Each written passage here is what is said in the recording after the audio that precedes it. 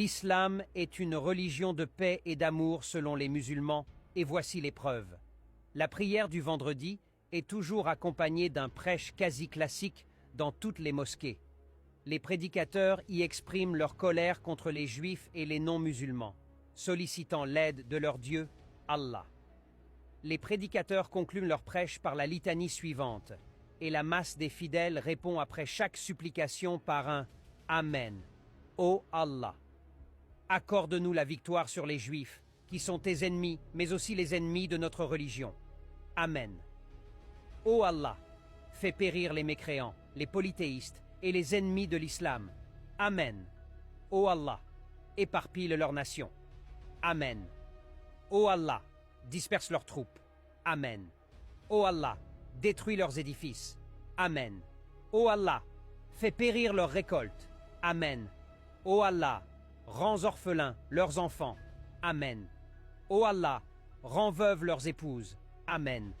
Ô Allah, fais tomber leurs biens et leurs fortunes comme butin entre les mains des musulmans. Amen. Est-ce que les musulmans courageux et honnêtes se demandent parfois si leurs prières constituent effectivement une communication avec le Créateur ou représentent tout simplement un exercice rituel routinier destiné à leur faire avaler sans cesse la pilule empoisonnée d'une haine anti-juive et anti-chrétienne? Comment un musulman qui affiche ouvertement dans sa prière la haine et l'intolérance religieuse à l'égard des juifs et des chrétiens ose-t-il prétendre et clamer haut et fort, sans honte ni pudeur, que son islam est une religion de paix, d'amour et de tolérance? Cette haine anti-juive et anti-chrétienne n'est pas seulement manifeste dans les prières, mais elle est également bien articulée dans les hadiths de Mahomet qui auraient clamé ou ordonné la malédiction d'Allah sur les juifs et les chrétiens. Les juifs sont condamnés et les chrétiens égarés. La raison des juifs et des chrétiens vaut la moitié de celle des musulmans.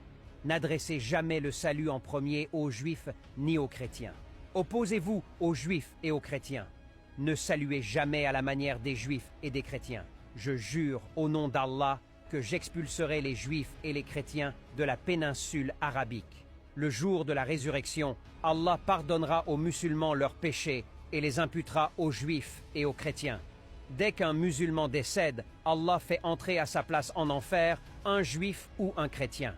Voilà comment les musulmans expriment leur haine contre les gens du livre dans leurs prières et comment leurs prétendus prophètes les considèrent. En dépit de ces prières et de ces enseignements authentiques, les musulmans continuent à clamer que leur prophète était généreux et tolérant envers les juifs et les chrétiens, qu'il était le plus sincère et le plus fidèle et qu'il est venu parfaire les bonnes mœurs sur terre. Chiche. Ces tergiversations et manipulations hystériques et diaboliques trouvent leur source fondamentale dans le mensonge recommandé et légalisé, halalisé en islam. Il se concrétise en permanence par le recours à l'hypocrisie et à la dissimulation, une application pure et simple de la taqiyya. Il est temps que les masques tombent et que la vérité éclate.